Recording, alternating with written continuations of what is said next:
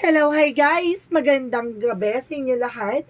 This is Shir Pumasagari Channel, a faith healer, also matarder. So ngayong gabing tatingnan natin na nagsabihin ng ating mga gabay. This is a weekly gabay for the month of December 15 hanggang December 21 for the sign of Libra. So Libra, welcome to my channel. Ano kayang messages, advices, and spirit guides ang ating masasaga for today's video? Kanina naman kayang energy o kaganapan sa buhay ng mga Libra signs ang ating mahagilap. So guys, this reading is a journey namang hindi lahat makaka-resonate. Kunin lamang po makaka-relate sa inyo and comment down below kung kaninong energy ang ating nasagap. And of course, don't forget to like and subscribe my channel and hit notification bell for more videos update. And of course, maraming salamat po sa mga walang sapog suporta sa aking channel, lalo na hindi nag-skip ng ads. Naway pagpalain po kayo ng Diyos at may kapal, siksik tiglig na umapa ang biyayang manumbalik sa inyo. So come on. Ito na. Ang mensahe sa iyo ng ating mga gabay for the sign of Libra for a weekly gabay. Angel Spirit Messages give me information. Ano na naman kayang hanash or kaganapan sa buhay mo ang ating mga hagilap for today's video? Oh my God, there's a 10 of Pentacles. So there's a long-term success and long-term investment. Unang baraha, sinasabi na sa iyo talagang may financial windfall talagang magaganap, no? And the financial stability. And because there's a justice. Wow! Kung magkakaroon ka ng hustisya dito, ha, there's a justice will be served. No? Additional messages. And because there's a page of cups. So listen to your intuition and listen to your gut feeling. And because there's an information dito na parang kailangan mo lakasan ng pakiramdam mo, no? Kailangan mong makinig sa inner voice mo. And of course, sinasabi sa'yo dito na makukuha mo itong hustisya na to, kung ano man yung mga kaganapan sa buhay nyo, no? And of course, sa page of Pentacles, page of Cups na represent na parang sinasabi dito na makinig ka sa intuitions mo.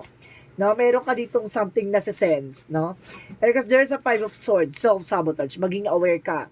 No, baka tong tao na to, no, kumbaga sumusubaybay sa'yo, at kumbaga merong kumukuha na impormasyon sa'yo. Kasi there's a self-sabotage na kailangan mo maging aware. Kasi mamaya, magbigay ka ng impormasyon, tapos yung pala, kinukuha lang pala yung loob mo or something, yung informasyon na to para magamit against sa'yo. Aware. So don't you worry, there's a justice. Sabi ko, oh my God, there's a 10 of Swords. I told you, may backstabbing na naganap, no? Or may nagaganap na backstabbing. Mag-ingat ha, may traitor dito. And the death card represent an ending and a new beginning. May mga bagay na kailangan ng matapos. No, there's a transformation. Kumbaga sinasabi dito, tapusin na tong traitor. Or there's a betrayal and of course deception. Or backstabbing na naganap. Kumbaga, lumakas yung pakiramdam mo ito na parang nakilala mo kung sino itong nag-traitor sa'yo. At kumbaga nasisense mo eh. Kasi bakit ka kukuha ng ganitong informasyon o bakit ka magagato ganyan kung wala kang, kumbaga, tawag dito, wala kang intention na hindi maganda. And the death card represent an ending. Ibig sabihin, natuklasan mo na. So, let's see what is the 10 of Pentacles. Let's see what is the 10 of Pentacles. And of course, there's a high priestess. So, there's a hidden agenda or hidden enemies. So, meron ditong, kumbaga, nakatagong eksena or there's an unseen. No, may mga bagay na hindi ka pa nakikita. May mga bagay na hindi ka pa nalalaman. So, let's see what is the justice card. Let's see what is the justice card. And of course, there's a chariot card. Kailangan mo na mag-take ng action. Kung gusto mo makuha yung hustisya or kung gusto mo magkaroon ng balance, gumawa ka ng action, 'di ba? Kasi hindi yan, kumbaga, walang magaganap, walang magbabago kung hindi ka kikilos. And the lovers represent. Ibig sabihin dito, maaaring there's an involvement sa relasyon, no? Nagkaroon ng backstabbing, traidor, agawan, 'di ba? Dautan, something dito na parang nagkaroon ng parang agawan sa asawa. Ay! Akin lang ang asawa ko. Gano'n. Let's see what is the Five of Swords. And of course, there's an information that the Tower moment. Gusto ka nitong sirain, no? Kaya parang naghahanap ng butas against sa'yo. Maging aware. And of course, there's a devil. Oh my God, there's an evil plan. The Ten of Swords, gusto ka nitong pabagsakin. No? Kaya nagkaroon ng betrayal kasi gusto ka nitong mapunta, kumbaga malugmok, no? Para ma-down ng bongga. A tendency, may nararamdaman kang negative energy or something na kumbaga nananakit yung katawan mo, parang may tumutusok-tusok sa'yo. So, what does it mean? So, ibig sabihin, there's a black magic involved. So, let's see what is the Death card. What is the Death card? And because there's a Seven of Pentacles, so there's a harvest time. At the end of the time, so sinasabi dito na makukuha mo what you deserve.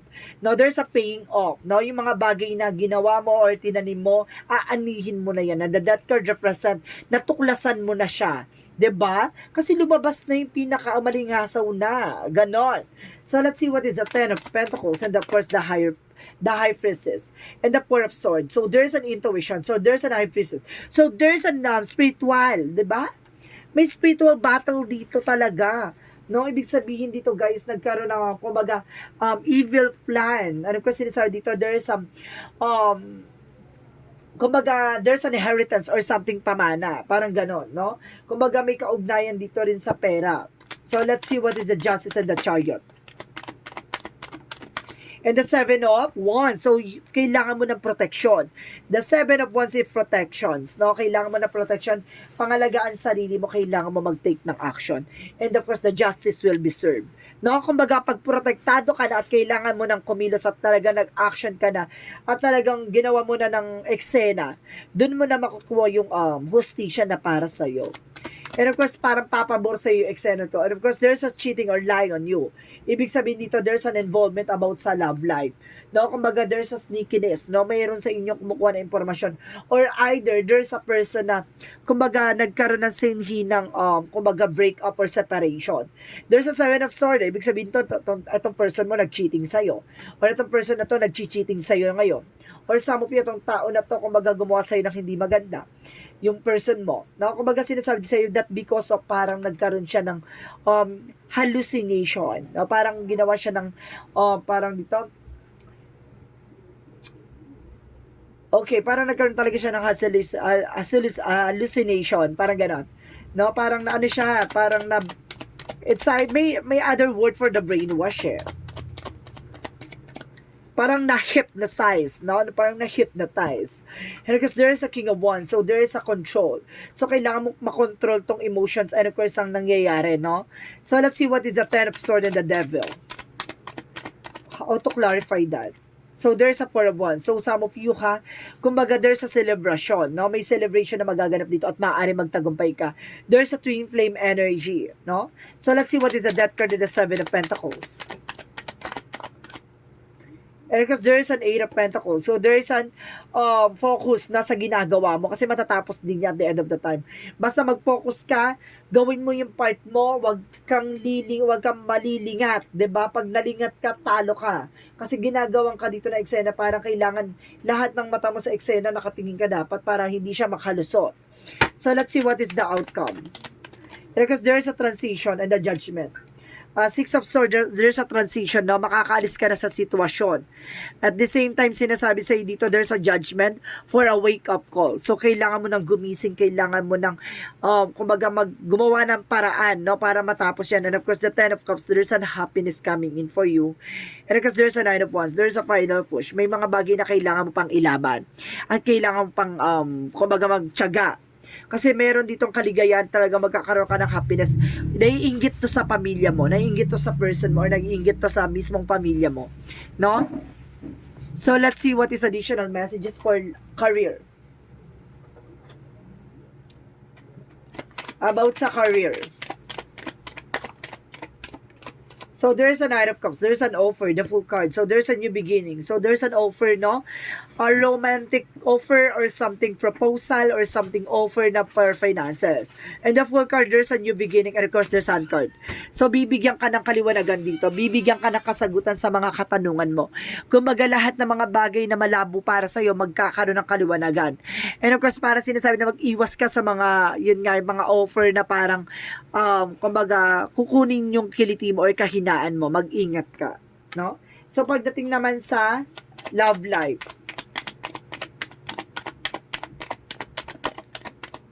okay, thank you. Pagdating sa love life, there's a two of pentacles and the two of wands. So, there's an indecision dito. Nagkakaroon ng indecision at tendency, kumaga magkakaroon ka naman ng balance. Makukuha mo yung tamang, parang there's a choices, no? Parang tamang pagpipilian, parang ganon. Kumaga, makukuha mo yung tamang timing, and of course, yung tamang eksena. Parang ganon. Makukuha mo yung tamang desisyon, parang, sinasabi sa'yo dito na madadala mo siya na with a balance. So, pagdating naman sa health. Oh my God, ang ganda. So, sa health pa lang talagang nire-recognize na there's a power of healing, no? May healing, and of course, there's a double clarification ng healing. There's the Star card, the Temperance, and there's an healing, kasi there's a divine healing dito, no? And of course, there's a divine timing. And of course, there's the Six of Wands, there's a victory and success. Ibig sabihin dito, magtatagumpay ka. No? May pag-asa talaga na mananalo ka sa laban na to. And there's a victory is yours. And of course, kumaga kailangan mo i-secure kung ano man yung pinangahawakan mo. Napangalagaan mo yan. Of course, sinasabi sa'yo dito, magiging balanse ka at kumaga gagabayan ka ng ating mga angel spirit. And the Star card is shining through. No? Kumaga makukuha mo yung, kumaga, sa dilim na nangyayari sa inyo, ay yun yung magsisilbing liwanag, ang star. So, let's see what is the magical fairy messages. So, let's see what is the magical fairy messages for you.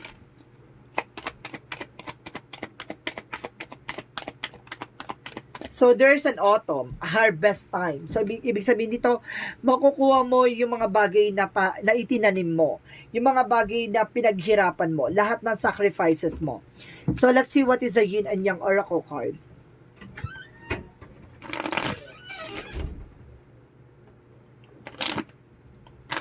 Let's see what is the Yin and Yang Oracle card.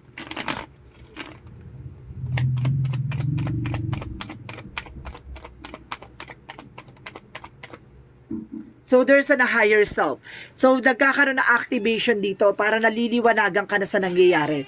Parang unti-unti mo na natutuklasan na unti-unti mo na nalalaman about sa spiritual. Ganon. So, there's an information by the action. I told you. So, kailangan mo talagang kumilos, kailangan mong gumalaw, kailangan mong simulan. There's a beginning coming in for you. Additional messages. And there's a self-care. So, kailangan mo alagaan yung sarili mo dito. And there's an energy. Palakasin mo ang iyong enerhiya.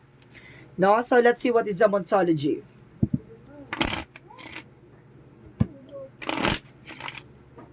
Let's see what is the Monsology. So, there's a conclusion or within reach. No? Tama yung hinala mo dito. No?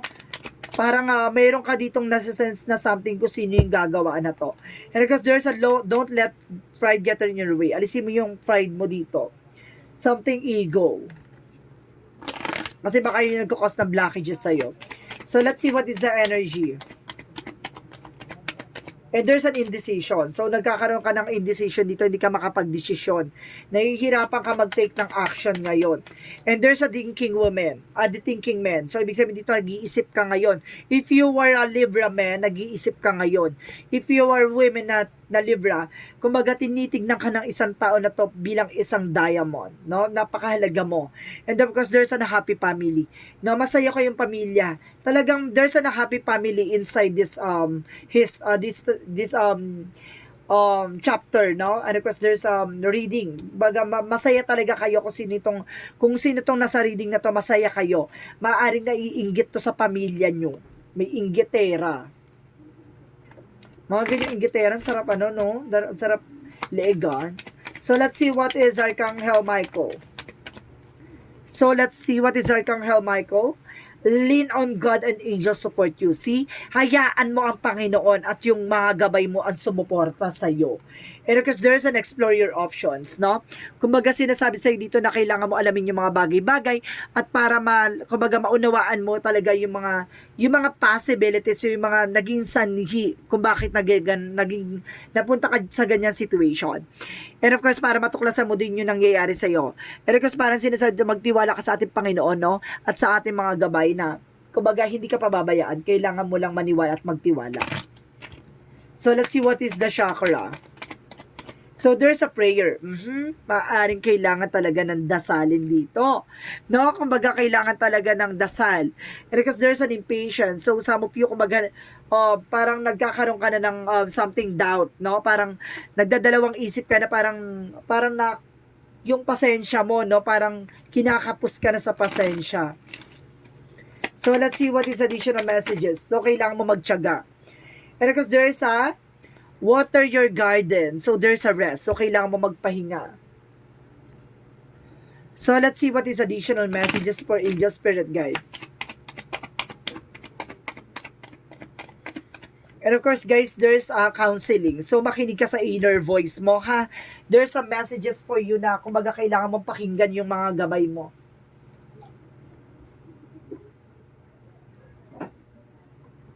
So, let's see what is additional messages for angel spirit guides. So, there's a forgiveness. No? May mga bagay na kailangan mo ipagpatawad at patawarin. Kasi baka yun yung magsisilbing blockages, no? Hindi ka naman sinabing patawarin mo sila personally. Kailangan mo silang, kumbaga, patawarin para sa sarili mo. Hindi para sa kanila. 'Di ba? Para mag-flow yung magandang kapalaran sa'yo. So, let's see what is additional messages. So, there is an personal power. There's a personal power dito. And flexibility. No? And of course, there's the Sun card.